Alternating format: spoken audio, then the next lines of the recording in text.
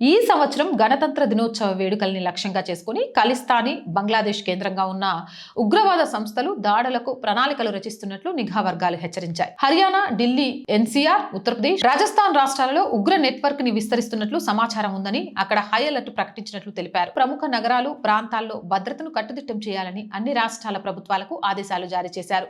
ఏదేమైనా శత్రు దేశాల నుంచి బార్డర్లోనే కాదు, ఆల్రెడీ ఇక్కడ వాళ్ళు చేసిన నెట్వర్క్ల వల్ల, అంటే అంతర్గత శత్రువుల వల్ల కూడా ప్రమాదం పొంచి ఉంది అని భయపడే అవసరం లేదు. ఎందుకంటే నా భారత ఇంటెలిజెన్స్ నేను నమ్ముతున్నా. దేశాన్ని దెబ్బతీయాలని చూసినోడిని ఆడి దేశం వెళ్ళి మరీ లేపేస్తారు. భయపడాల్సిన అవసరం లేనప్పుడు ఇలాంటివన్నీ వీడియోల రూపంలో చెప్తామంటే చెప్తా, అక్కడే ఉండండి. ఈ విషయాన్ని మీ దగ్గరికి తీసుకురావడం ద్వారా ఇలా ఎవరైనా కొత్త అపరిచిత వ్యక్తులు కాలనీలో తిరుగుతున్నా, వెహికల్స్ పార్క్ చేస్తున్నా, ఏదైనా వస్తువుల్ని వదిలేసి వెళ్ళినా, మీ చుట్టుపక్కల అంటే జనసమూహం ఎక్కువగా ఉన్న బస్ స్టాండ్లు, రైల్వే స్టేషన్లు ఇలాంటి ప్లేసులలో బ్యాగులు కానీ, సూట్ కేసులు కానీ ఎవరైనా పెట్టి వెళ్ళిపోతున్నా దగ్గరలో ఉన్న పోలీసులకు వెంటనే సమాచారాన్ని అందిస్తారు అనే ఉద్దేశంతో ఈ వీడియో చేస్తున్నాను.